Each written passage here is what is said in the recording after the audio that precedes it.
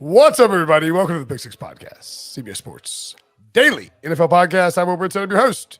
Happy New Year's, first of all. It's actually January 2nd when we started recording this because the host of With the First Pick, Ryan Wilson, who's not a co-host on here, but a super friend, had to do, they had you doing a ton of HQ. You're that popular, and you do a lot of work. Very impressive. You and Rick Spielman are crushing it with the podcast. Highly recommend everyone check it out. Also featured on this podcast, John Breech. We're going to recap Week 17. I'm pretty exhausted. It's been a long couple of days. How you doing, Wilson? What are you tired from? I'm just grinding on work all the time. By the way, longtime devotees of the podcast will be thrilled to note that junior assistant podcast producer Debo is handling the back-end duties tonight. We are thrilled to have him back. A lot of old school energy here. Wilson's not bringing it, but Breech is. I feel it. Well, what Brinson's not telling you is that Billy quit after 3 weeks because he couldn't deal working with Brinson anymore. And so now we've got Debo Totally on an island in the South Pacific producing our podcast. No, okay, the only part of that makes any sense is Billy quitting, because he couldn't deal with me. How are you guys doing? Week 17, the Steelers. My goodness. We told you last week, Wilson, they're going to the playoffs. Kenny Pickett and the Steelers are going dancing, baby. No, a lot has to happen for that to be realized. But it's things that have to happen. It's a good start. No doubt about it. It's a good start. The Dolphins had to lose, and they managed that quite convincingly. And the Steelers had to win, and they pulled that out in the last minute. The Jets had to lose, and turns out Mike White dressed up as Zach Wilson for New Year's Eve, and that's how he played. But yeah, it's a good start. It's a great win. I'm happy for old Kenny Pickett there. Back-to-back game-winning drives against a Raiders team that literally sent their quarterback out the pasture, and then Ravens team that doesn't have a quarterback. They're still waiting for Lamar to get back. But hey, it is what it is. One more week of football to play, Breech. So the Steelers and their fans are mid. Is that how the kids say it? Mid. I don't know if the kids would use that word. That's not what mid means at all. The situation. It's a terrible description. We need to get Wilson's kids on this podcast. So do you know who's mid? The Jets are mid.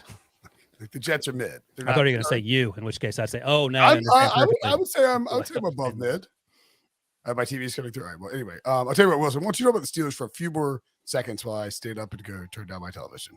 Breech, what impressed you the most about this Steelers football team? Because the special teams, they're going to lose that every time to Justin Tucker and typically to any other football team. Was it the last drive? Was it Mike Tomlin's coaching acumen? Do you desperately wish that Mike Tomlin was coaching the Bengals? Tell me. What impressed me the most, and I'm not even sure if I would call it impressive, I don't know what the word is that they can do absolutely nothing on offense for 3 quarters for the second straight week and still manage to win the game. I mean, going into those 2 fourth quarter, going into the last scoring drive, I think Kenny Pickett was 10 of 21 in this game. And then he magically turns into Terry Bradshaw in his prime or 2005 Ben Roethlisberger, whatever. He turns into some Super Steelers quarterback in these fourth quarters. I mean, he was phenomenal on that last drive, and it's just that throw to Najee Harris was hot. Unbelievable. That was hot. You know how I described the Steelers offense under Matt Canada, especially the last 2 weeks? It's like the Major League Baseball season where 162 games do not matter. Only the playoffs matter, and then things get exciting. So that's the first 45 to 50 minutes of Steelers offense is the 162-game Major League Baseball schedule. Kind of reminds me a little bit of like some of the, and I'm not, Russell Wilson with the Seahawks where you're like, God, this is so frustrating and so stupid. And then they would just be back to the corner. They're like, all right, Kenny, go figure it out. And Kenny would just go take care of business. The one thing I just wonder about him, the last 2 weeks, and I don't want to compare him to Thomas Edward Brady or anything. No, but he's got a little he does it. You watch him play and you're not blown away by anything he does physically. And then all of a sudden he gets it late in these games. He starts kind of slinging it around and making, I don't know, man. He's got a little juice. I would not be displeased about Kenny Pickett if I was a Steelers fan. He's fine. I mean, those are no pressure. Let's be honest. Those aren't high pressure situations. If they lose those games, Ravens on Sunday Night Football. Let me ask you guys this: that's pretty high pressure. Let's say the Steelers sneak into the playoffs. They get that 7 seed.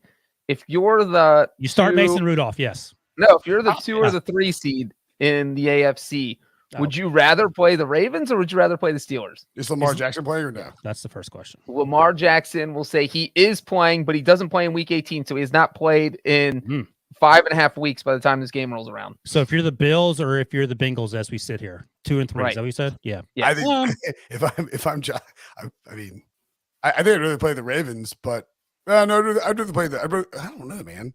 The Bills and the Bengals both put an ass whooping on the Steelers. They ain't worried about. I mean, Kenny Joe Burrow giggles at the thought of playing Kenny Pickett in a playoff. But he also got sacked 6 times or 7 times in week 1 and lost to the Steelers. What do we think the Steelers-Browns line will be in week 18? Steelers -4? Where's that game? In Pittsburgh. 3. Browns are eliminated. Wins over Wilson is closer to 4. 5, but it felt too much. Yeah, 3.5 actually is probably the sweet spot now. I'm trying to do a quick little estimate on what the parlay price would be. I got it right here. Perfect. Parlay price would be for the Steelers to make the playoffs 18-1-ish. So the Jets have to beat the Dolphins. But anyway, the Patriots and Dolphins have to lose, right? Stephen O actually has it at 18% right now. Yeah, Patriots have to lose to the Bills. It's actually way better than I screwed that up. Sorry, it's 5-1. I screwed that up. I hit the Patriots and the Bills. Yeah, 5-1. So the Bills have to win, the Jets have to win, and the Steelers have to win. Right? For the Steelers to get in? That's a 5-1 parlay. That's money on the money line. That is not. No, the Jets have to lose. Oh no, I'm sorry. The Jets are out. Yeah, Jets have to. Dolphins have to lose. Patriots have to lose. Steelers have to win. Correct? Breach. Correct. And Buffalo has to beat the Patriots. Right. It's 5-1. Yeah, that checks out. That's what Stephen O has, 18%.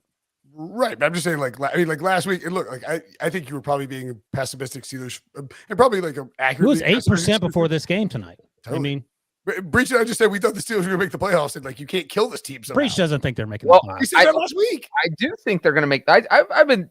You're a Steelers fan. I have a buddy who's a Steelers fan, my buddy Jeff, and he's just been texting all week. You don't want to see us in the playoffs. You don't want to see us in the playoffs. And I'm like, I don't want the Bengals to play the Steelers in the playoffs. The Steelers have a really good defense. And, the other part of this is that if you're a Steelers fan, you want the Bills to beat the Bengals on Monday night so that the Bills have something to play for in week 18, which is the number 1 overall seed, so that they're playing their starters against the Patriots. Yeah. I think the Steelers are I think it's a credit to Mike Tomlin. It's a credit to Kenny Pickett being seriously like a little clutch. And this defense for Pittsburgh has stepped up in a big way.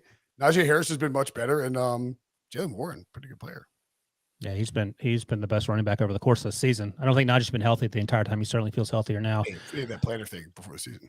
By the way, Stephen O. Some of the Ravens though, or unless you got. I just want to say quickly, Stephen O's latest AFC playoff percentage updates after this Sunday night game. Our guy at Sportsline, Steelers are last at 18%. Next is Tennessee. They're done because they don't have a quarterback. Next is New England at 35%. Then the Dolphins at 44%, and then the Jaguars, who are at 76%, feel too low. Well, we can get to that in a minute, but I would say with the Ravens, no, and good breakdown of that. I think I don't want to mess with Mike Vrabel, but we'll get to that in a second. The Ravens lose. They are not dead to win the division yet. If the Bills beat the Bengals on Monday night, and the Ravens beat the Bengals in Week 18, Baltimore still wins the division. Baltimore obviously has clinched the playoff spot. But if Cincinnati beats Buffalo at home on Monday night, the Bengals clinch, right, Breach? If the Bengals win tomorrow, they clinch, yeah. So you're telling me that if Joe Burrow goes nuclear on Monday night, your Cincinnati Bengals clinch AFC North?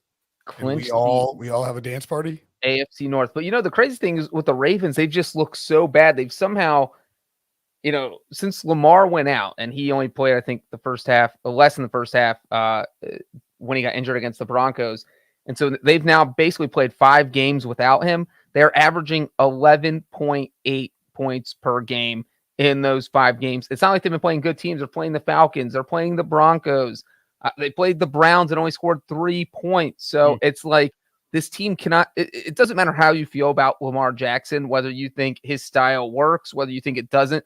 Bottom line is this offense is better with him than it is with Tyler Huntley. Yeah. And it just doesn't feel like the Ravens are going to do much damage in the postseason unless Lamar gets back out there. Lamar has to come back if they want to make any kind of run whatsoever. Absolutely. Otherwise, they're probably going to be the Can the Chargers catch the Ravens? They already caught him. Chargers are 5 seed right now. So they'll be the 6th seed. So they'll play the 3. I mean, either the Bengals or the Ravens could get like train wrecked if Lamar doesn't play. Even and I if he think does. they're a well-coached team. The defense is a lot better. It's weird. This team is completely flipped over the course of the season. They were terrible on defense early in the year. Couldn't stop anybody in the secondary. And they were like piling up points. They scored, or it felt like they scored 38, 37 back-to-back in weeks 2 and 3. Then Lamar started playing poorly. And then Lamar got hurt and he hadn't been in there. The defense, when they added Roquan Smith, has been much better. But the offense is just bad. Well, Lamar was sort of up and down. I mean, this is the 4th game they've lost by having double-digit leads, and 3 of those games were with Lamar. I'm pretty sure. Yeah, they could have won the division already. So, I mean, I thought J.K. Dobbins had a little juice on Sunday night. Yeah, juice last time they played too. I mean, I think the Breech's larger point is just like you can't win without your quarterback. And even though he wasn't MVP Lamar, he's 2,000,000% better than Tyler Huntley. No disrespect to Tyler Huntley, you just can't win that way. Sustain anyway. I mean, you can beat the Steelers, and they could have won that game for sure. But you get to the playoffs, you're gonna get waxed. The first 3 weeks of the season, he was playing MVP Lamar, and then he just kind of tailed off a little bit, and then got hurt, or tailed off a lot actually. Ravens tough to back. I mean, I picked him to win the Super Bowl. I don't think it's going to happen unless Lamar comes back. So that's pretty important. I bet we don't see him in week 18. I feel like you'd rather rest him one more week and let him get 100% in the playoffs and just try for the road game than.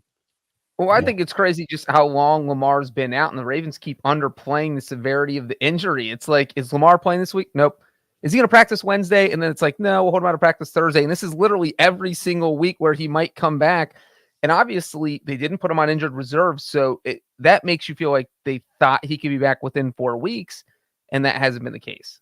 There are some not rumblings, but I feel like I've been asked this a couple times. Like people are like, "Do you think Lamar is waiting because of his contract situation?" I don't think that's the case, personally. Yeah, I mean they can just franchise him, right? No, I'm saying Lamar's not. He's not able to play, and he's not playing because he doesn't want to injure himself further because of his contract. I think he's too good a team player to do that. That's my point. Right. Yeah. Right. I don't think so. Moving along. Elsewhere. The Packers. I tell you what, I would not want to fade the Packers right now. Do you see Aaron Rodgers cut his dang hair? I mean, he cut his hair. He's basically shaved his head. And Aaron Jones is talking about they smoked the Vikings. They absolutely torched the Vikings in week 17. The afternoon slate. Rodgers was what you would expect, not insanely, not a monster game. The defense played a lot better. Kirk Cousins was awful. I don't even put all that on Kirk Cousins. I mean, they gave up a kickoff return. I don't know why you're kicking to Keyshawn. They gave up. There was that weird pick six. That ball was bobbled. Now, Kirk didn't play great. I get it. But Aaron only threw for 159 yards. I think special teams. And by the way, and Breech has a whole bunch of special teams porn he wants to talk about. But the first series of the game, block punt by the Vikings, they get the ball at the 1 yard line, and they have to settle for a field goal. So it's 3-0. And then they get a 41 unanswered hung on them, and the game's over. So I think it was every single face stunk, and the point differential for this 12-4 team is -19. I've said it before. The point differential for last year's team, that was 8-9, was -1. I mean, Kirk Cousins was freaking awful. You can do the math on whether this team is a 12-win team or not. I mean, Aaron Jones ran for 111 yards on 14 carries. That's 7.9. Cousins went 18 of 31 for 205, a touchdown and 3 picks. They brought in Nick Mullins late, who's slinging touchdowns to Jalen Naylor and KJ Osborne. I mean, I guess it was just Osborne, but still, it did not. I'm telling you, man, you look at that Packers team and you look at the NFC as a whole, and I realize that I'm biased here because I have wagers on the Packers to win the NFC, but Jalen Hurts, also a mysterious injury like Lamar Jackson.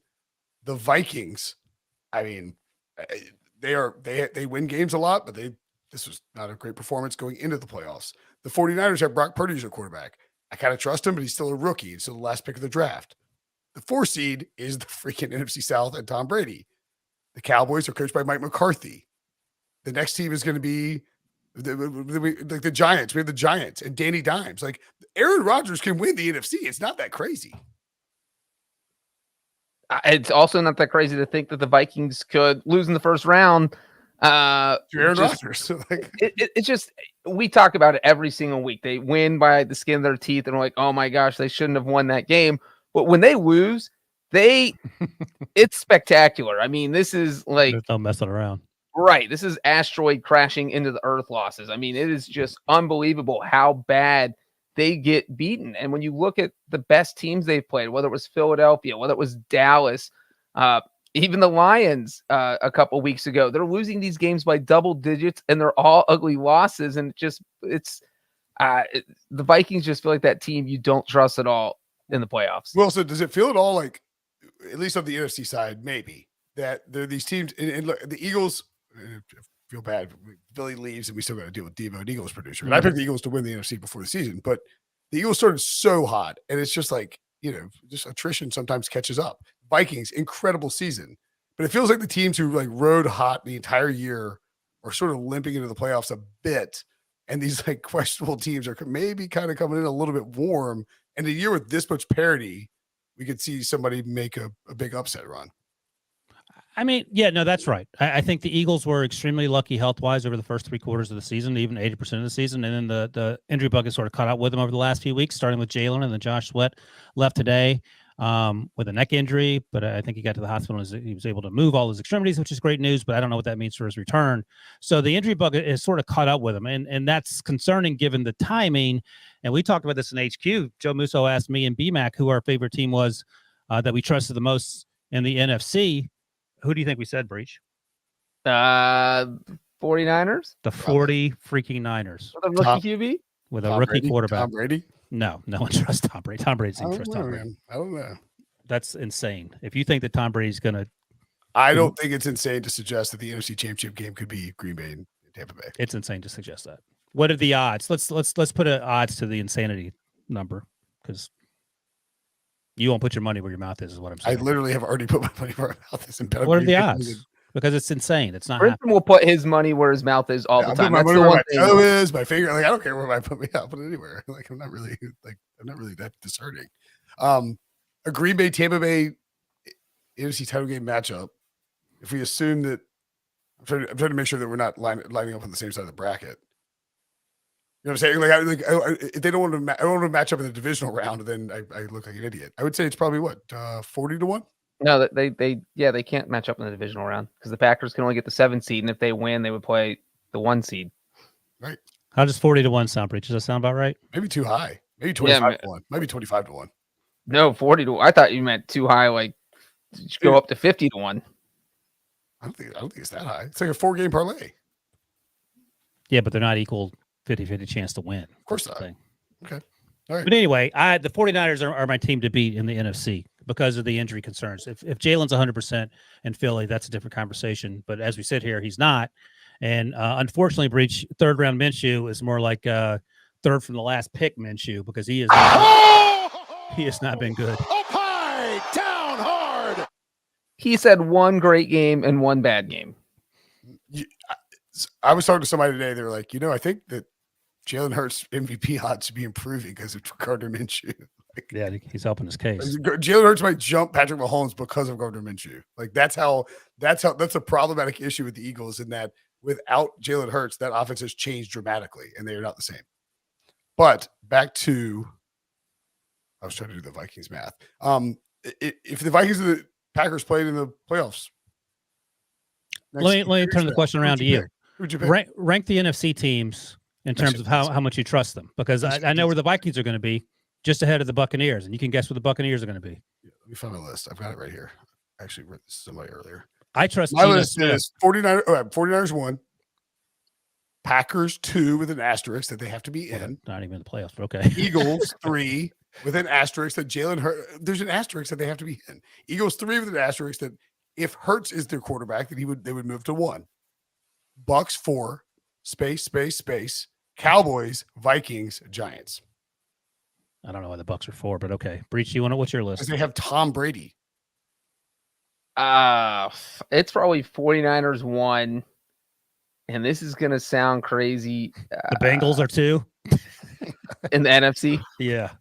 The Colts are 7. Probably Eagles 2. If Jalen Hurts, his health is such a big deal. But we'll say he's going to play. Yeah. And obviously, if they get the 1 seed, they get a week off, and that will be good for him. Then the Cowboys 3. Those are my top 3. Where did the Vikings come in? That's what we're trying to get to. Oh yeah. I can't even count that high. How many teams are in the NFC? No, 7. Can I trust the Bears over the Vikings, or does it have to be only playoff teams? Do you trust Seattle? Because I trust Seattle. I trust Geno Smith more than I trust the Vikings right now. I know that game would be in Minnesota, but I do not trust the Vikings. I probably put the Vikings at 5 on my trust scale out of 7 teams. I would actually probably put the Vikings above the Cowboys if I would redo that. I wouldn't. No way. And I'm not necessarily. What time is the game? What time is that game kicking off? It's midnight. I don't know if that's good or bad for Kirk Cousins. Done then. Well, no, that's not prime time. Nobody's watching that. It's an NFL playoff game. Everyone's watching it, no matter what time it's at. Everyone watches everything. Okay. Anyway, to those Giants. I just think with the Packers, that was a statement game they put on. They're gonna torch the Lions next week. Oh no, they're not. Oh yes, they are. They beat a terrible Vikings team, and Aaron Rodgers didn't have to do a whole bunch. The running game got going. Now the running game is going to eat, as someone says somewhere, against the Lions. No doubt about it. But here's the thing: like if Aaron Rodgers throws for 159 next week, Jared Goff is throwing for 300 more yards than that because they can put up points offensively. It's going to be 29 degrees next week in Green Bay. Jared Goff don't care. You think Dan Campbell's going to coach the game without a shirt on? You see these kids, the players warming up before games with no clothes on? That's Dan Campbell coaching. Like he does not care. Jared Goff is going to love Dan Campbell. I want the Lions to make the playoffs, but I want the Packers. You just said that they're going to get rolled. They're not getting rolled. They're going to get rolled by Aaron Rodgers. Campbell's going to go out there in a bathing suit. They're going to get rolled by Aaron Rodgers and his short hair and his like he's done this 3 times already where he says you can see it with his attitude. You can see how he's like reacting. Why doesn't he have that attitude when they were losing 7-8? I don't know, man. He gets his back against the wall and he goes nuclear. That's what he usually does. I'm putting all my chips in on Dan Campbell and Jared Goff. Think about that sentence. I don't ever want to put my chips there. I will put all my chips on Aaron Rodgers. Okay. The Giants clinch the playoff berth for the first time since, actually, speaking of the Packers, since the Giants went on the infamous Odell Beckham wide receiver boat cruise and then didn't win a playoff game, despite being a very good team. The Giants, I stand by this. I've said it for like the last 6 weeks or so. They remind me so much of the 2017 Buffalo Bills. They have no business being here. They're coached by, because remember, obviously Sean McDermott and Brandon Beane came from Carolina, and then Brian Dable and Joe Shane came from Buffalo.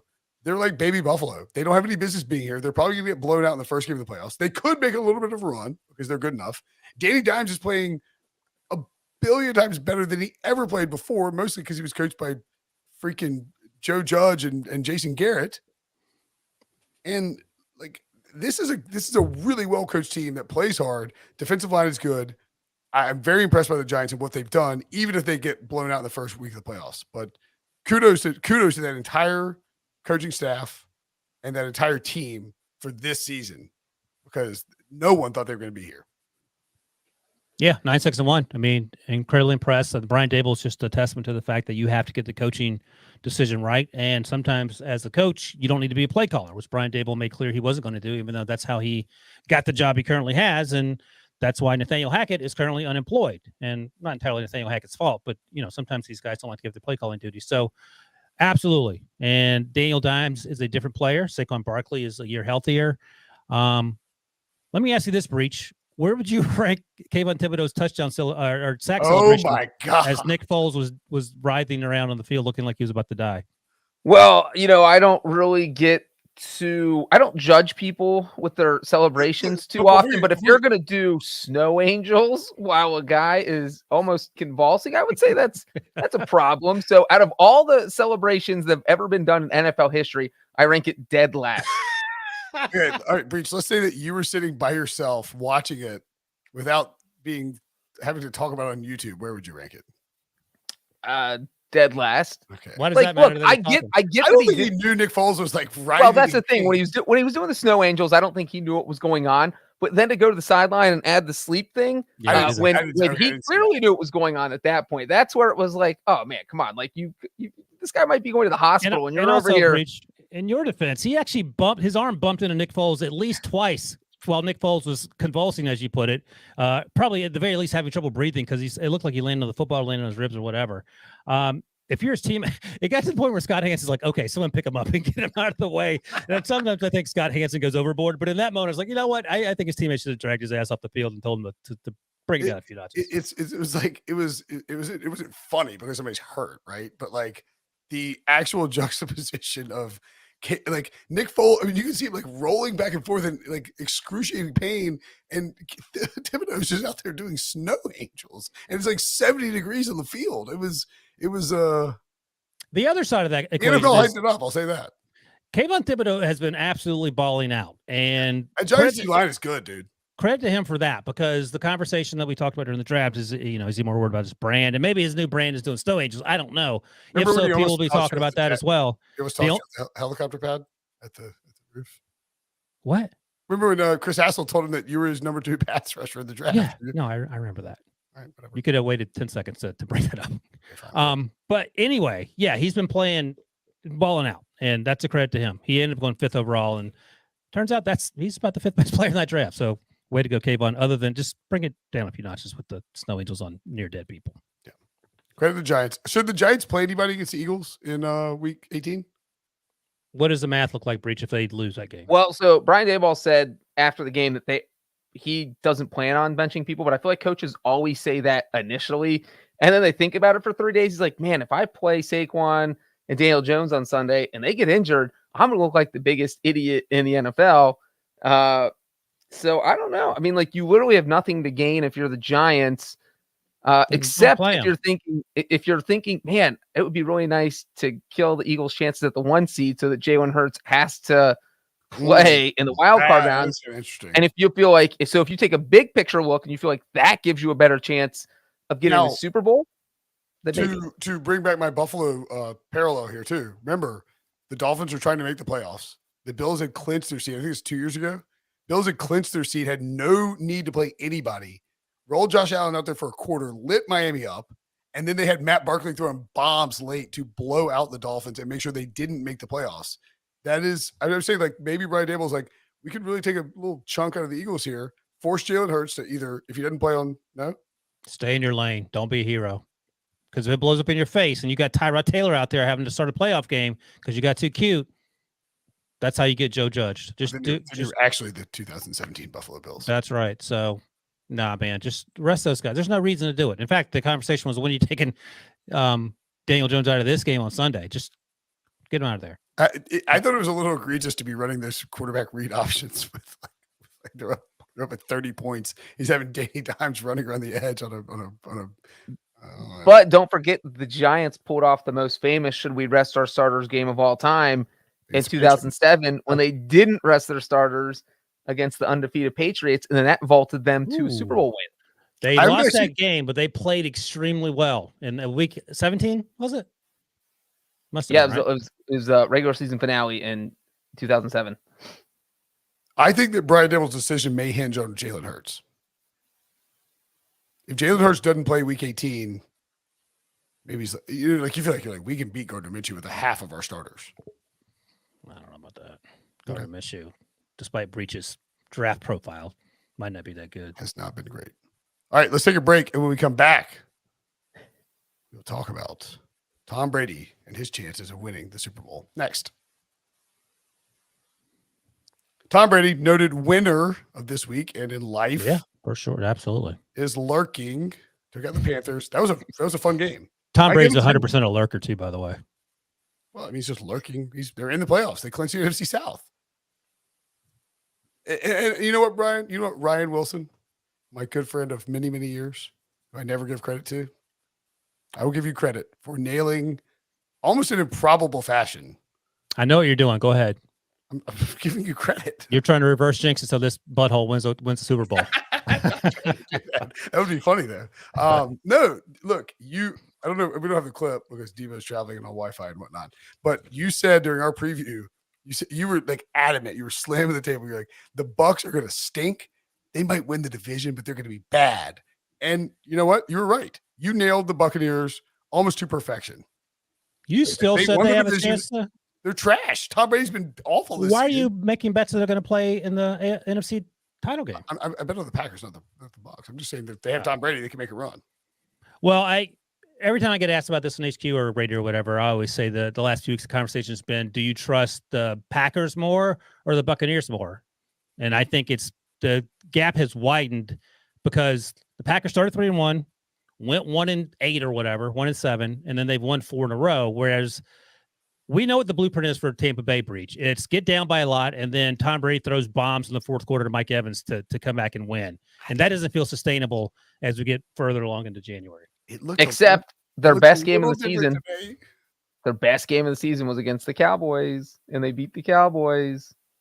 And they're going to play the Cowboys in the playoffs. Tom Brady went 34 of 45 for 432 yards, 3 touchdowns, and no picks today. That was like, and like every time you saw him wind up, as soon as you saw him wind up, you're like, 13's going to be walking or like sprinting 3 yards away from the closest defensive back. And he was every time.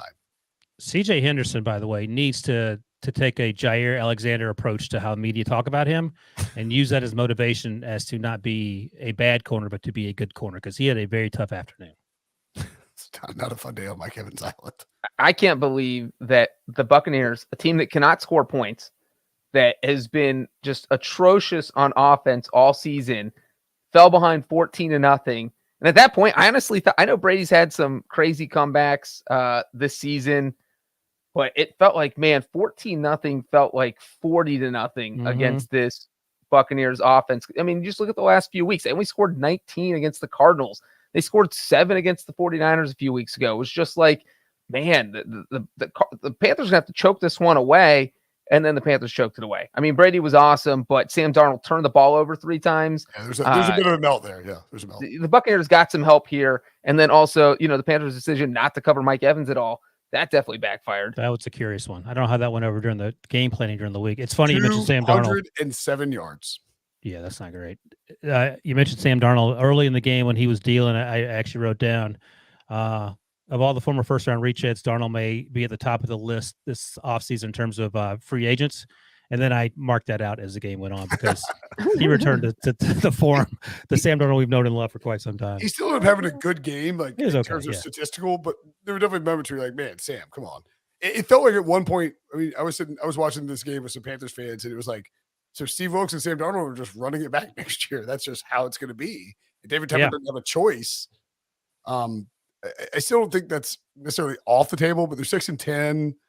They did a great job fighting their way back in the division. I think it speaks more about Matt Rule than it does about the Panthers' like current state of being. Crumply clothes. Look, I'm not trying to say that the Bucs are going to run the table here, but man, I don't think I'd want to play the Bucs right now. I wish Carolina won that game because it would have been winning in next week, right? Is that right?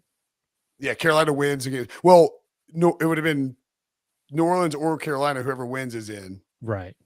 So just for the added spiciness, because the Buccaneers are not good. I mean, yes, they're 8-8, but Breech, you actually seem more sold on than Brinson now, which is a sad state of affairs.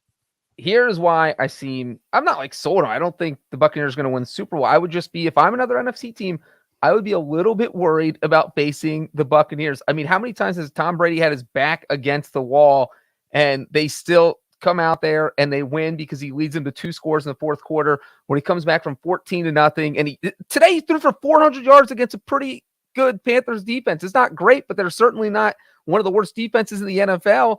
And if he could do that against the Panthers defense, there's no reason he can't go out there and do it against the Cowboys defense. All right, here, Brinson, let me ask you this. Rank these teams in the order that you trust them. The Vikings, this is neutral, all neutrophil games. The Vikings, the Buccaneers, and the Packers. Didn't I already do that? Packers, Bucs, Vikings.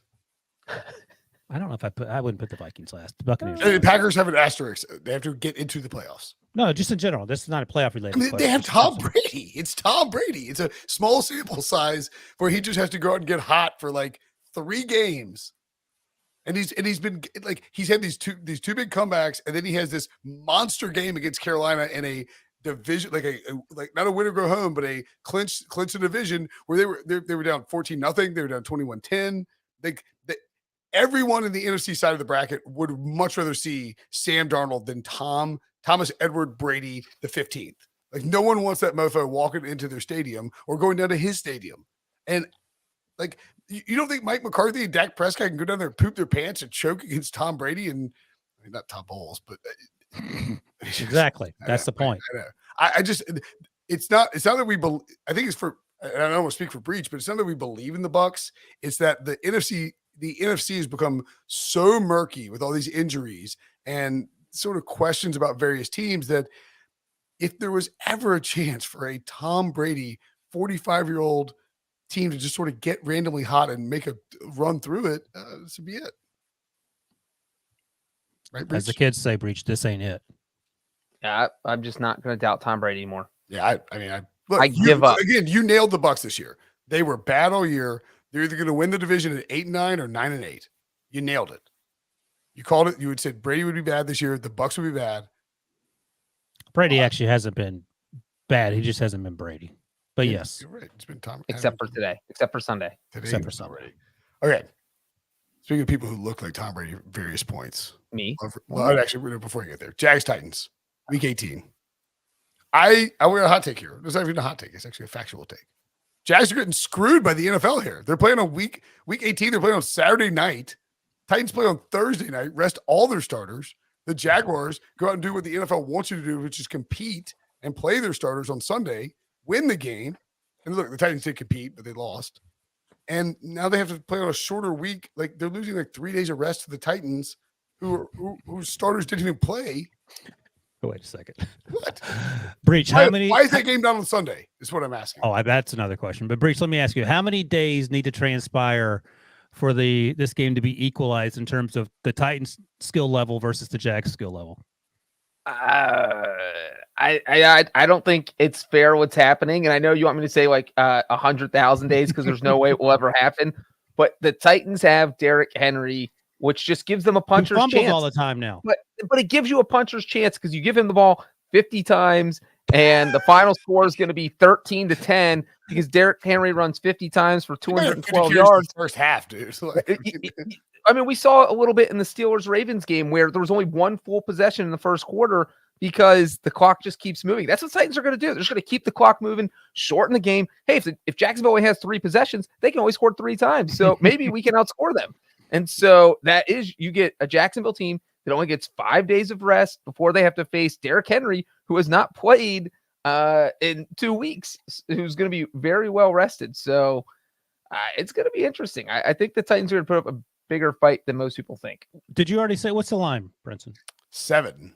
It was 6.5, moved to 7. Yeah, that's the Jaguars are a better team. Tight. But the Titans are like, I mean, you sort of go back to that kind of the Brady concept. It's like Titans have Henry and Mike Vrabel, who's a really, really good coach. And who else? I was going to say a little bit of gritty panache about them as opposed to the Jaguars who simply have this youthful exuberance.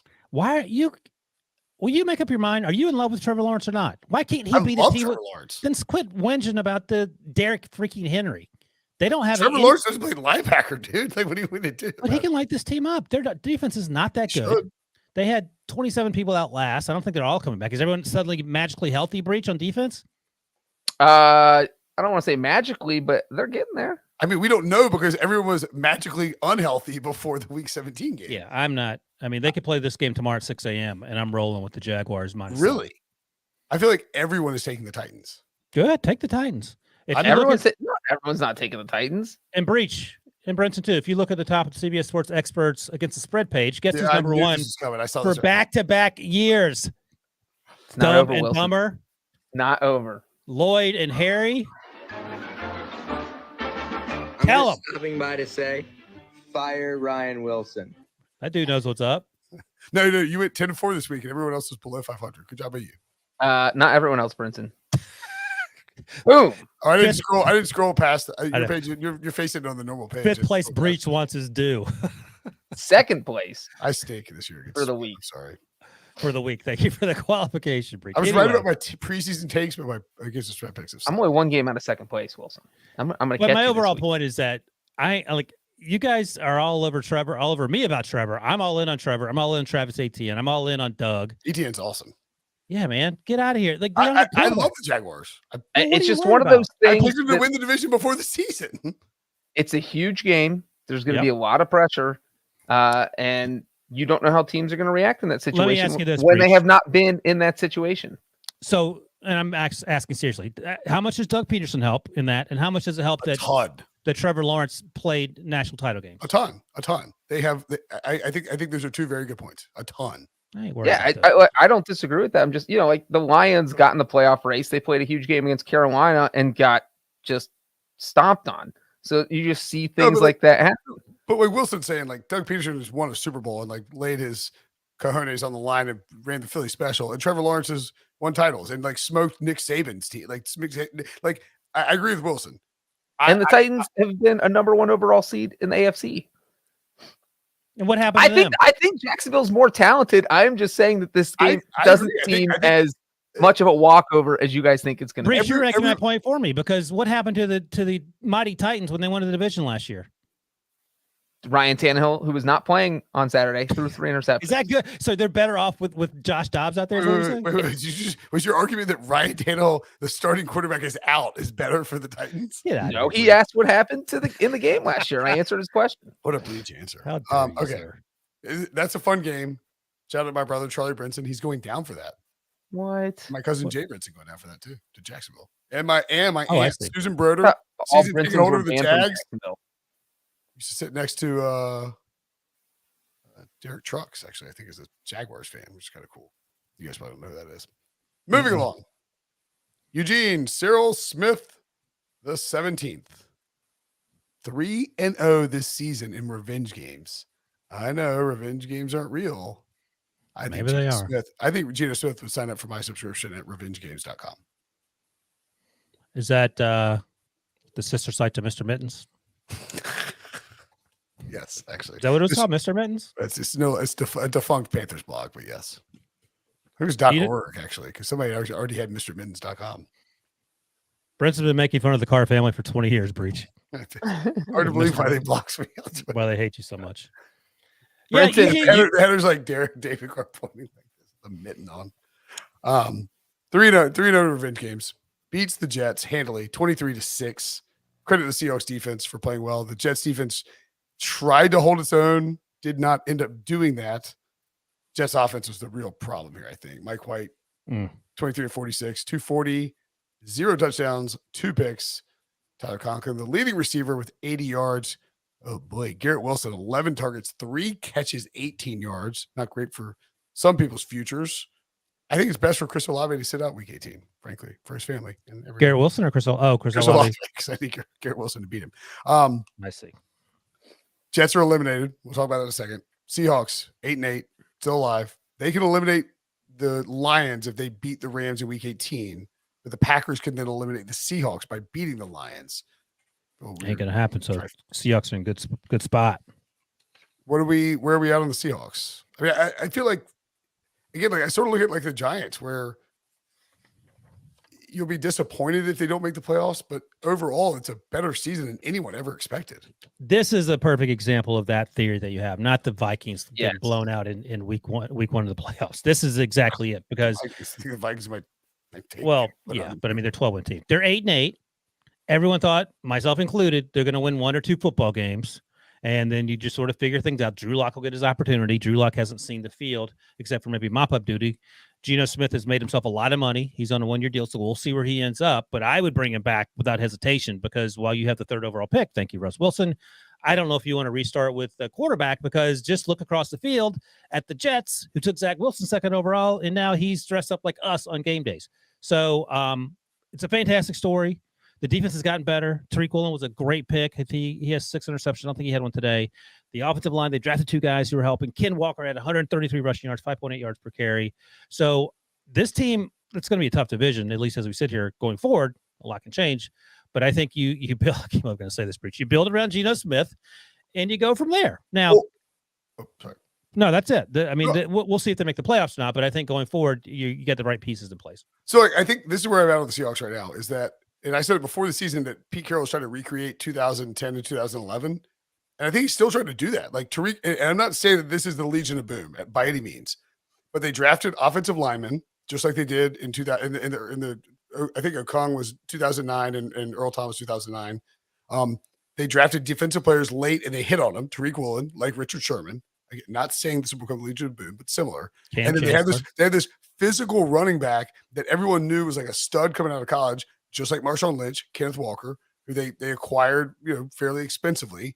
And I would bet, Wilson, to your point, with that high draft pick, that they used it on an Alabama defensive player, and then they take a stab at a quarterback in maybe the early to mid rounds, and then maybe look at like acquiring another one like down the road in free agency. They're going to explore their options without having to go all in on a quarterback early in the draft, unless they just love somebody.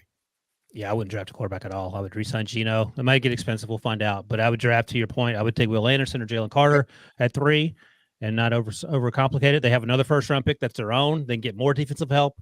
And I don't know, Breech, things change from 12 months to 12 months. This team could go, winless next year. We don't know that. But it feels like they're setting up to be, to Brinson's point, win like the way that Pete Carroll wants to win, which is why Russ Wilson got out of there.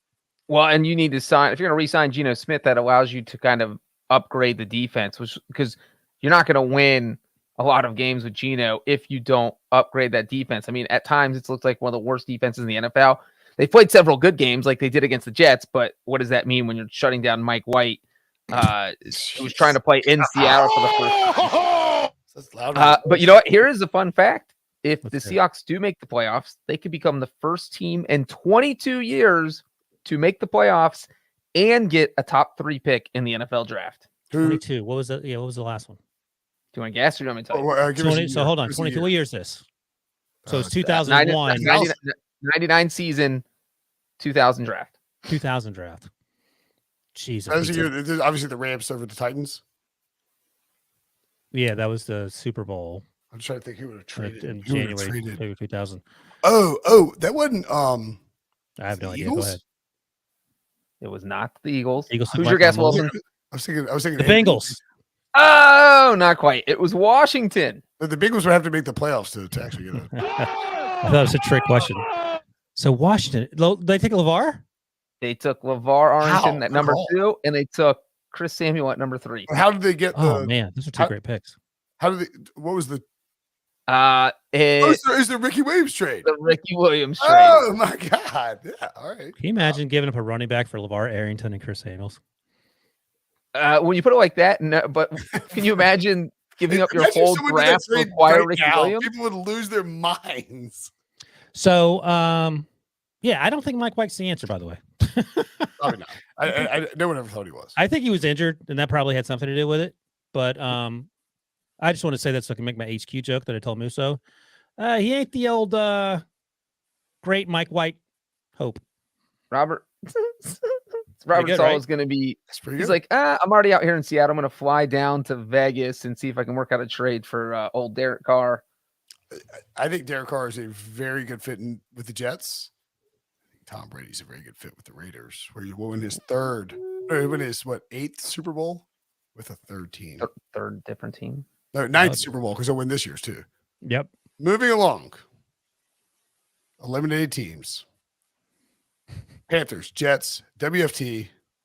Who's the biggest loser out of that group? By the way, I say this is what I thought you said initially. Let's just start calling them lemonade teams, which sounds much more lemonade teams, much more positive than eliminated teams. So, NC State football game was it yesterday? Is that some lemonade football? It was pretty bad football, buddy. So, of the lemonade teams, which ones should we be saddest about? What are you asking? I am going to say the biggest loser are the ones you just mentioned. We've been told to do winners and losers, so I'm trying to find Commanders. The Washington Commanders. You decide to start Carson Wentz, and that decision blows up in your face. I've never seen a decision backfire in anyone's face like this decision. This is the last time somebody traded for Carson Wentz.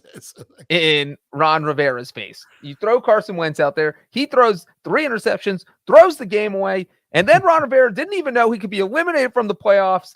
And that just made the story even sadder. I don't know what the Commanders were thinking. Pretty odd, Wilson, that we just happened to talk about Geno Smith straight into Carson Wentz on the night that Debo comes back to produce this podcast. Isn't it? Oh, that's right. I keep forgetting that part. Debo's never had laughed quite so hard as when I said that Eugene was better than Carson. And the thing is, of the teams that were eliminated in Week 17, the Panthers, the Jets, the Saints, the Commanders, and the Raiders, there is no question. Breech is exactly right. The Commanders are the most disappointing in that group. The Saints won today, right? They won. Yeah. Didn't they? Yeah, they won. The Jets, I mean, Mike White. They were banged up. eliminated by virtue of the Bucs. Not Right, yeah. The Panthers played well, but Sam Darnold up at the end. And the Raiders absolutely balled out with Jared Stidham and had a chance to win that game, although no one was surprised that they lost in overtime. So, yeah, it's the Commanders, and it's not even really close. I got no other argument. I've been saying for weeks that I think the Jets season, you got ahead of your skis a little bit with the Zach Wilson stuff. You're like, oh, he's not ready for our timeline. No, you're not that good. You played a little better than you thought you would. The Jets had a good season. Everyone's jobs are safe, except for Zach Wilson, and you have to figure out the quarterback situation this offseason. That's paramount. Jason Lockenford, by the way, wrote in the Washington Post last week that Woody might be out on Robert Saleh too. That's something to keep an eye on, which would be incredibly. That's not that insane to Jets owner Woody Johnson, just for clarification. Woody Johnson is a bottom five. Not Woody from wait, and real quick, because David McNichols pointed this out, the only thing worse than the Commanders' performance was their new mascot. Oh, yeah. I'm glad he said that because I would have totally forgot to bring up old Major Tuddy. Which I call him Major Tubby. I think that's a better name than Major Tubby. How is it possible for these businesses to be worth this many billions of dollars and be so bad? Like we were like Woody Johnson, old Major Tuddy. It's like just don't be stupid. Do you think they read the list the wrong way? Like when they gave them options for the Washington name, Commanders was ranked last, and they're like, "Oh yeah, we'll be the Commanders." And with the mascot, Major Tuddy was ranked last, and they're like, "Oh, that's perfect, Major Tuddy." Somebody walked in with a paper of like the list of stuff and upside down. He just handed it like a normal paper. He's like, "I will take that first one." It's like, well, okay, that's the bottom choice. Major Tuddy's the worst name I've ever heard for a mascot. And this, I mean, look, I get the Hogs thing, even though the Hogs are suing them. Too. They're getting sued over this by the dudes who were the offensive linemen. The offensive linemen from the Hogs era formed an LLC, and they're suing the Washington football team for trying to like commandeer, ironically, or commando, I guess, their freaking Hog stuff. It's just sell the team, Dan. I want to sue the Washington Commanders too for making me look at this mascot. Do you think that's actually Dan Snyder in the mascot uniform? This is the worst. This is the worst pig I've ever seen in my life. What is this? My God! What are they doing? Oh my God! So like I know, like they actually the best part about the Washington football team is they accidentally came up with a kind of a cool soccer clubby type of name because they panicked and changed their racist nickname to Washington football team, and everyone loved it. Everyone's like, okay, you know what? That's kind of stupid. And we know you did that totally reactionary, but it's a great name. And then they did spend millions of dollars and like 18 months to come up with Commanders, which no one likes. And then they changed their mascot to this psychotic looking pig in a helmet with this too tight t-shirt and these fat arms. What are we doing here, people? Did you see the Sean Taylor memorial that they put together?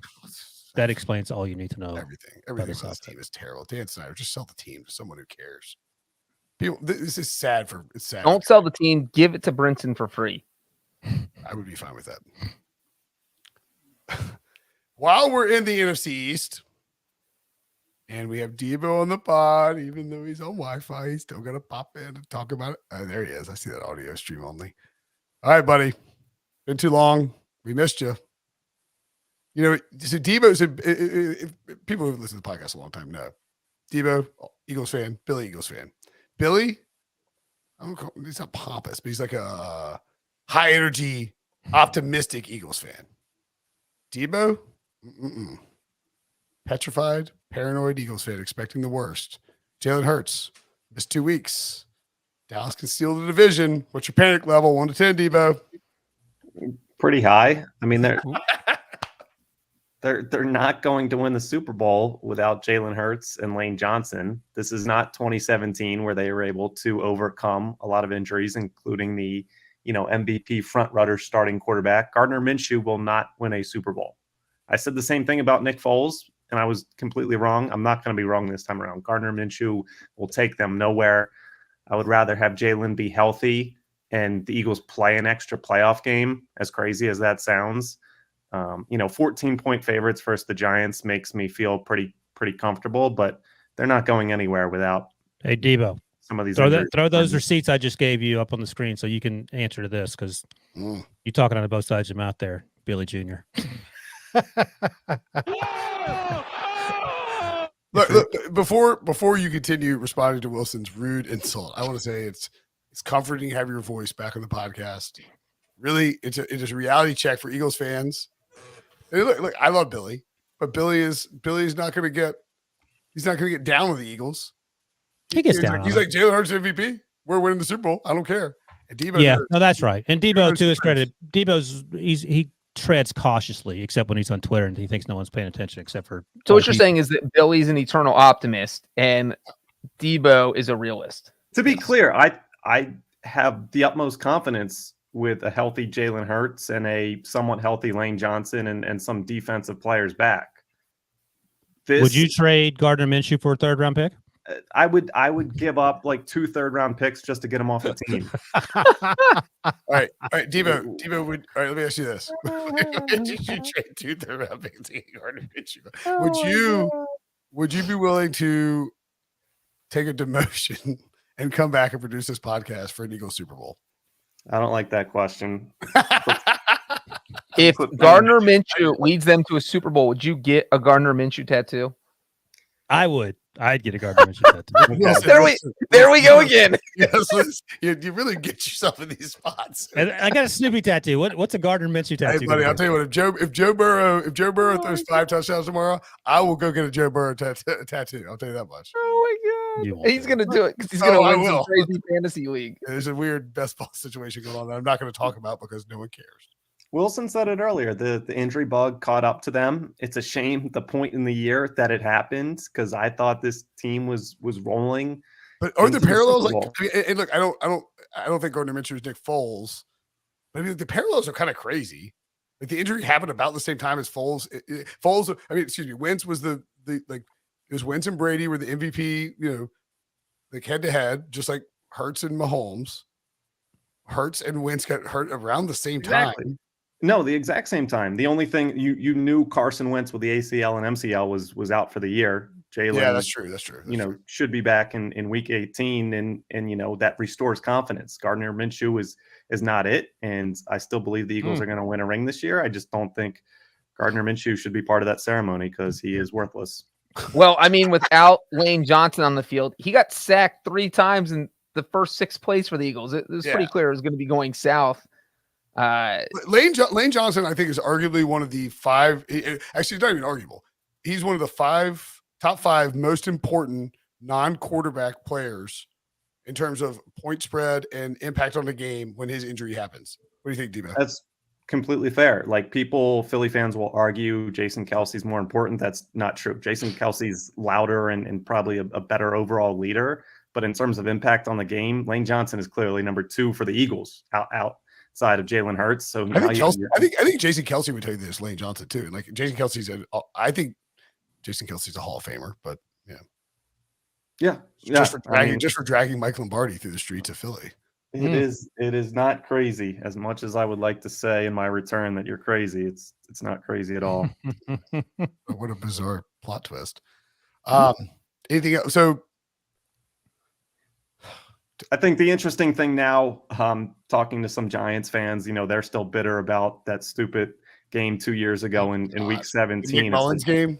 Get over it. You couldn't make the playoffs with 6 wins and you needed help from the Eagles. Like, just get over yourself. So Giants fans I talk to want to play all their starters to get back at the Eagles and knock them down to the 5 seed. I think that's ridiculous. I don't go into week 18 with a ton of concern that the Eagles are going to drop that one, but we'll see how the week shakes out. I just think it's ridiculous. Giants fans are still holding on to that one. Obviously, after Doug's comments this week, that kind of riled them back up again. Wait, what did Doug say about that game? He said there's never a meaningless never a meaningless moment.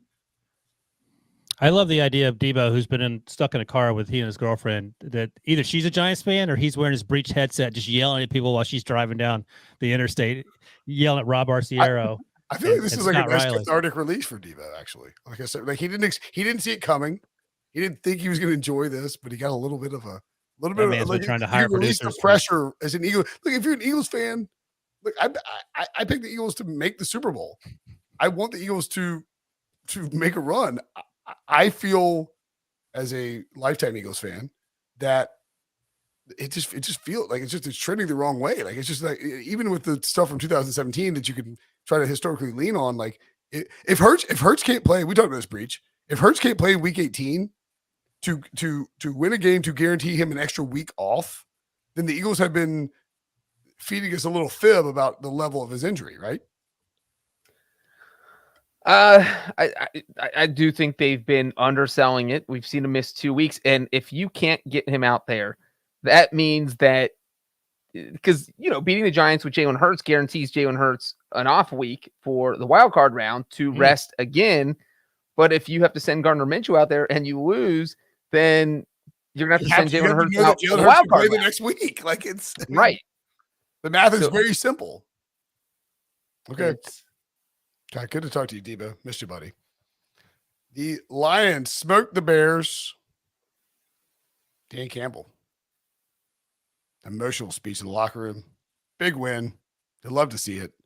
I want the Lions in the playoffs because I love Dan Campbell and I think I love Jared Goff. Wait, do you want the Lions in the playoffs or the Packers? No, I want he Packers. can't make up his mind. I'm saying my brain and my wallet have differing opinions. Okay.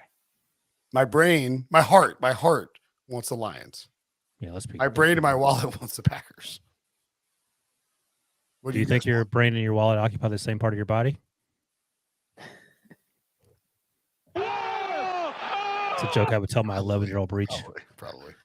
Brinson walked into that.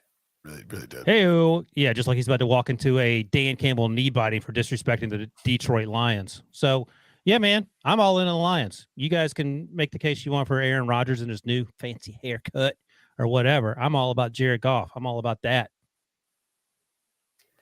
Yeah, look, the Lions looked awesome. They were playing a horrible Bears team. I didn't realize how bad the Bears were until I watched it. Like they're bad. And just sitting there every time Justin Fields got sacked, I was like, oh my God, they should take him out. He is going to get beat up, and he's not going to be able to play next season because he's taking so many hits. And then the Bears reached total desperation when they had Justin Fields line up as a running back. Like it was just bizarre. You know what's funny, Breech? What's so funny? I actually made a note during that game with all the aforementioned Justin Fields hits.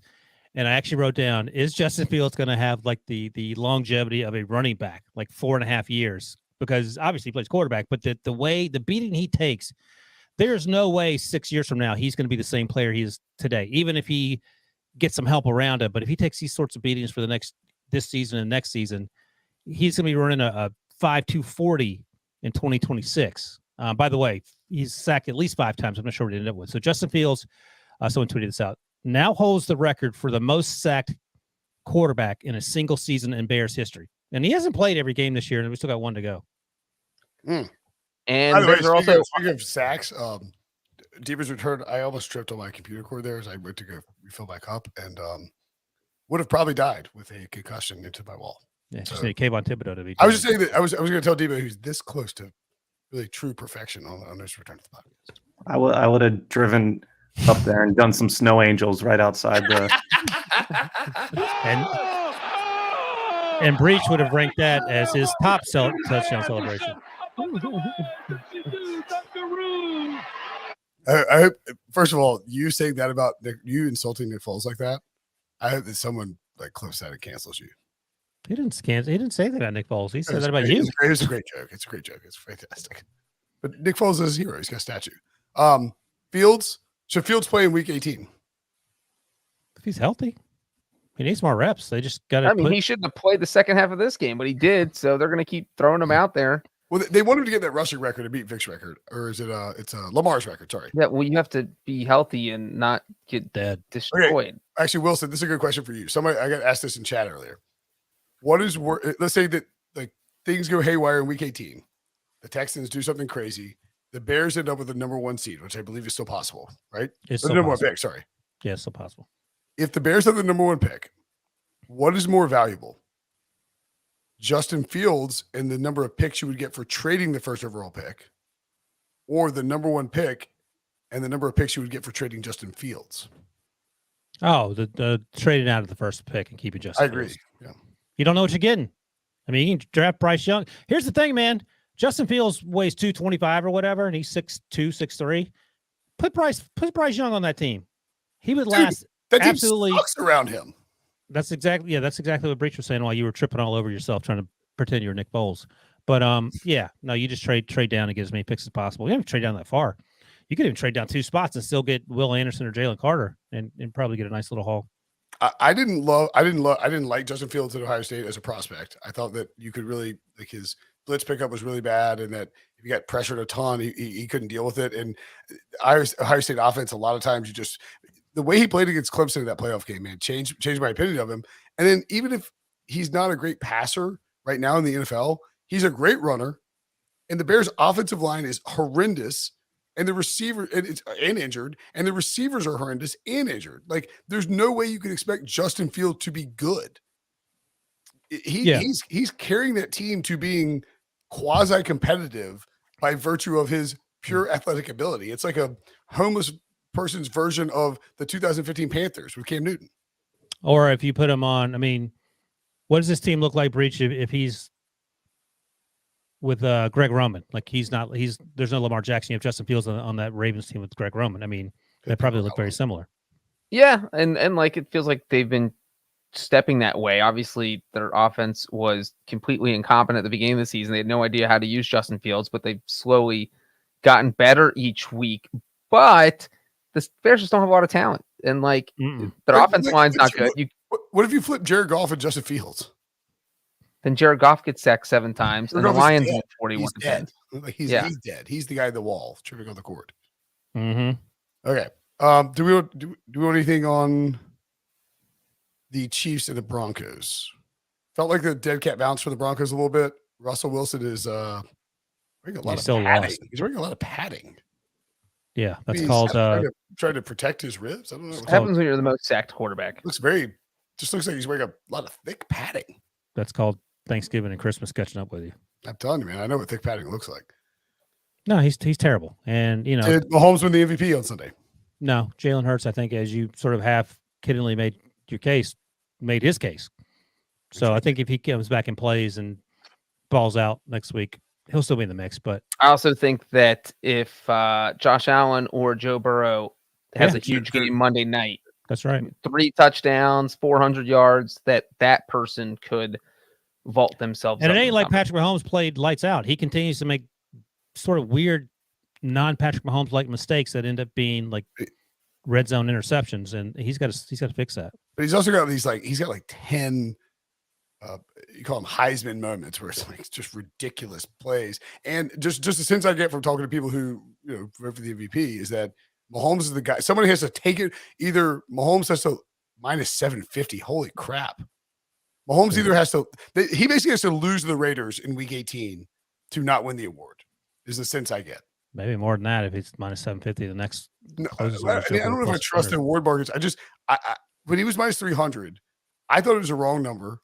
And we talked to Pete. You can listen to the podcast. We talked to Pete. I talked to a couple other voters off, not on the podcast, and it was like, oh, Mahomes is the guy.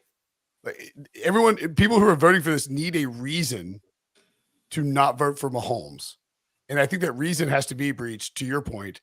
Joe Burrow obliterates Buffalo, and then wins, and the Chiefs stumble, and the Bengals steal the 1 seed. I don't even know if winning the division will get it.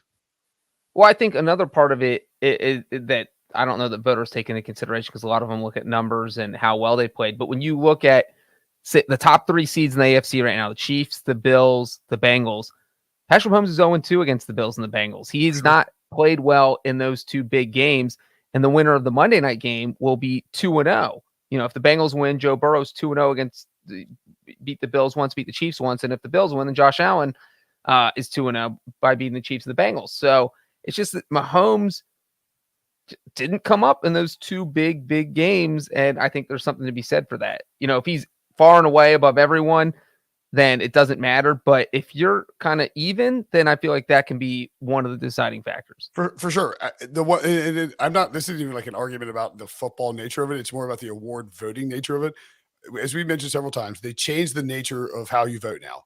You vote, you list for the MVP, you have to list 5 guys, 1, 2, 3, 4, 5. And 1, you get 5 points. 2, you get 4 points. I think they haven't really explained it, but that sort of changes it. And these votes are due. Your ballot is due. It used to be you wrote one name down, you pick your MVP. Now you have to pick 5 guys, which makes it like we should do the thing for like Sean, what's his name, would have us do the list of 5 people. Like you have to think about the 3, 4, and 5 more than you think about 1 and 2 most of the time.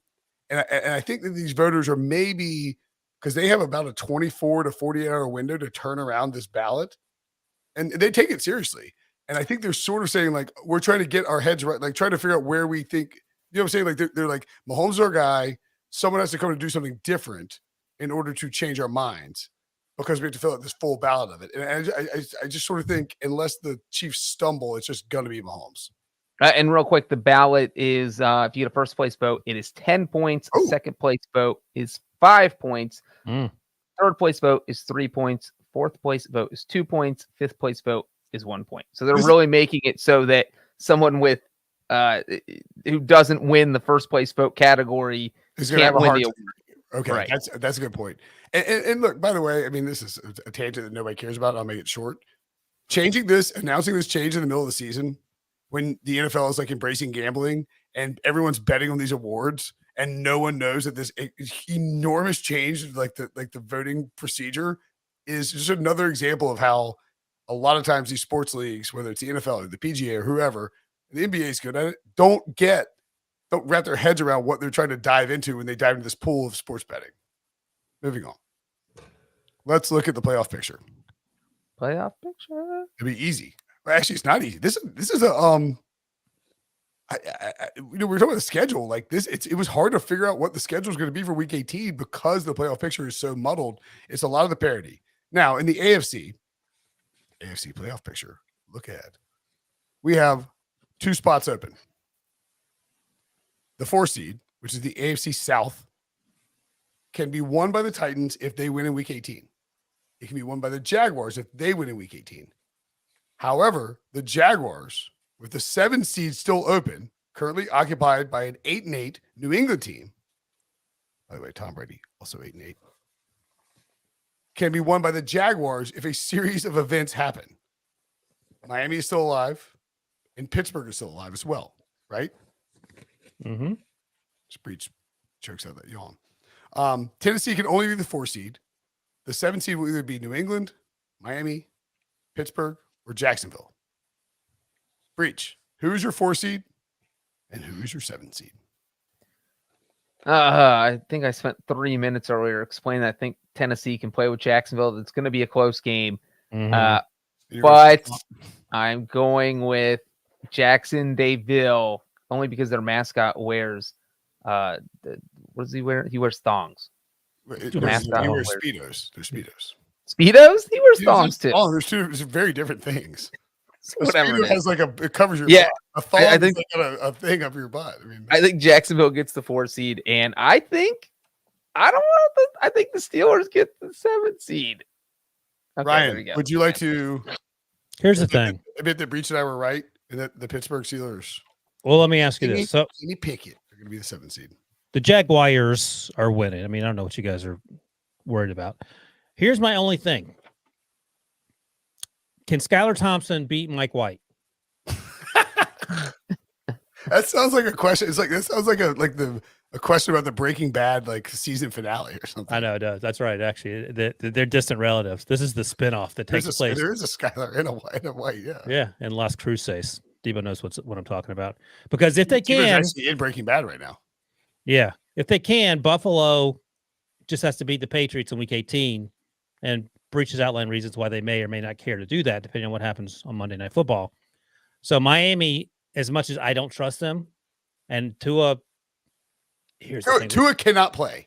Here's the other thing. I mean, not this week, but what if Teddy Bridgewater and or Skylar Thompson get them into the playoffs? Then the conversation will be, can Tua play? In the playoff game. So that's the concern. So I think that's the thing. New England has to win out, which means they have to beat the Bills. That feels like a tall order, all else being equal. And by that, I mean that the Buffalo has a reason to play. And then, of course, we know what the Steelers have to do, and that requires Buffalo beating the Patriots, which is certainly plausible. But the Jets have to beat Miami next week, and I don't know if that's going to happen. So I'm going with the Dolphins as much as I don't want to. Ooh. If anyone saw me laughing, I was wondering what's going on. It's because Breech put a tweet in our Slack chat from noted friend of the podcast, one of the hosts of Good Morning Football, and apparently noted mascot creeper Peter Schrager, who tweeted out a picture of Jacksonville actually was wearing a thong. I would like to retract my statement about the Speedo. That is a Jaguar thong that he's wearing. The Pick Six podcast, where you come from Brinson's wrong football takes, and it turns out his wrong takes about underwear. Double down on New Year's mascot Day. underwear. Somebody needs to have a podcast just about mascot underwear. This actually should be the title of this podcast. All right, Brinson, who is your 4-7? I mean, I had Jacksonville winning the division before the season, so I obviously am going to keep rolling with my Jaguars.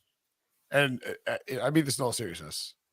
If the Packers and the Jaguars meet in the Super Bowl, anyone who lives in Arizona or is near Arizona, you come and hang out with me, Breech, and Ryan. I will buy your drinks. Oh, I was going to get another tattoo. You'll be all tatted up by the time the season's over. I'll be if Joe Burrow lights up the Bills and we get a Jacksonville Packers Super Bowl, I will be like sleeve tattoos. As far as the 7 seed, you must get a tattoo of Jackson DeVille in a thong. in a Speedo on my butt. Yeah. Anyway, who's your 7th seed? I mean, I guess I'm sticking with the Steelers. Man, Kenny Pickett's got the juice. He's got the stuff. Stuff, as they say. Mike White is beating Skylar Thompson. So no one is taking the Patriots, who have the easiest path because they only have to win one game. They have to play the Bills. But and no. But the Bills are playing for the 1 seed. Well, it depends. Let me throw this out there. If the Bengals win Monday night and the Chiefs win on Saturday afternoon, then the Bills are not playing for the 1 seed. And then it's, do they play to try and get the 2 or 3 seed? But those are kind of interchangeable. A little. Let me throw this out there. The Buffalo Bills in 2020 were locked into a spot in the playoffs. Did not need to play their starters. And they decided to beat the Dolphins 56-26 just to flex on somebody in the division. I think Sean McDermott, look, hey, Breech, we know a few grumpy people from William and Mary occasionally. I think Sean McDermott would like to flex on, if Sean McDermott has a chance to knock Bill Belichick out of the playoffs, they will knock Bill Belichick out of the playoffs. They won't do anything crazy like, run Josh Allen 40 times. They will do what they need to do to make sure that the Patriots are not in the playoffs, to remind them that this is the Bills division now. I do not think there's a chance in hell the Patriots beat the Bills in week 18. So feels like is there a scenario where the Patriots can lose and still get it? I guess like all 3 of those teams lose, they're good, right? Let's see. Yeah, they're all 8-8, and the Patriots have the tiebreaker right now. So is that the Jacksonville? Is it no? Jacksonville would win in your situation. Jacksonville has to win. Patriots, Dolphins, and Steelers all lose. So the Dolphins have to lose. Vegas, they've already lost. Pitt would have to lose, and then Houston would have had to win today against Jacksonville, which didn't happen. No, that can still happen. The Patriots get the. So here it is. If the Jaguars win against the Titans in week 18, the Jets beat the Dolphins on the road, the Browns beat the Steelers on the road, and the Patriots beat the Bills. Excuse me, the Bills beat the Patriots at home, then the Patriots would still be the 7 seed. They have the tiebreaker over the Titans. New England and Jacksonville, I think, are the only 2 teams that can get in at 8 and 9 in the 7th seed. I think Buffalo will flex as hard as possible on the Patriots. Well, I would just remind Sean McDermott, and I get why he would do that, to follow the advice that I gave Brian Dable. Stay in your lane. Don't be a hero. Brian Dable was his offensive coordinator when they flexed on the Patriots, when they flexed on the Dolphins. Just FYI. Okay, NFC playoff picture. Pausing for dramatic effect, and so Devo can scroll down. The number 1 seed still open because Philly is slipping. The NFC East is still open. However, there are 6 spots clinched in the NFC. Philly hasn't won the division. San Francisco and Minnesota have won the division or are locked in that spot. Tampa Bay is locked into the 4 seed. They can't go anywhere else. Dallas, I believe. Well, no, Dallas can jump up because they win the division. Giants are the Giants locked in the 6th seed? They should be, right? Yes. Yes. Giants locked in 6, Tampa 4. There's only 2 things that are locked. Philly, San Francisco, Minnesota, and Dallas could mix around in the 1, 2, 3, and 5 range. The 7 seed, undecided. Seattle currently holds it at 8-8. Also available for your perusal, the Detroit Lions and Dan PC Principal Campbell, 8-8, and the Green Bay Packers and Aaron effing Rodgers, who just shaved his head and is acting like he knows he's about to go on a run, which he's done 3 times before in his career, at 8-8. Mr. Wilson. Oh my gosh. You can do this quickly. Just say Lions and we'll go to Breech. Lions. Breech. Packers. Packers. Easy. It's the Now you guys are crapping all over the Seahawks, who currently are the 7th seed. Oh, well, none of us took the 7th seed in the AFC either. Packers are all Aaron Rodgers has to do is beat the Detroit Lions in Lambeau Field in probably freezing weather in the final week of the season when everyone's doubted him and he's been yelling, "Why do you keep doubting us?" Aaron Rodgers is winning that game. He's not. He's 28-4 in his career in December and January. So you're telling me he's lost regular season. You're telling me he's lost 4 games? This is a Got it. stone cold mortal lock. All right, if they lose, you guys shave your head. No, I don't want to do that. It's a stone cold mortal lock. Said someone who's about to be bald in 7 days. It's ridiculous. You're bald. Like I didn't call it a mortal lock. Okay. Well, if the Packers win, then Wilson has to wear one of your toupees. For a month. I'm saying this jokingly, but no, I was going to do a mud and chops joke, but I'm not going to do that. It's too cold. My face is too pale to do that. All right. Pick something reasonable, and I'll make a bet about the Packers. You just said stone cold mortal lock, which is what prompted me to make the. I'm not shaving my head. I'm in my 40s. I shave my head. Who knows what the hell's going to happen when it comes back? That's it the not hope. come back. That's the hope. That's what Wilson wants. You get it cut. You never shave your head. If you shave your head after you're 20, you're begging to get some weird thing coming out of your hair. Yeah, you'll Or come back like nothing. Briscoe. This is what I'm going for. Right. All right. I'll tell you what. If the Lions win this game, What's they going to do? I will do the Week 18 podcast. I will write in non-permanent marker, Ryan Wilson was right on my forehead and do the entire podcast. Okay. And if the Packers win the game, you have to write Brinson rules on your forehead and do the entire podcast with no hat. No, I'm going to wear a hat. No hat. Really. No, You that's know, not even.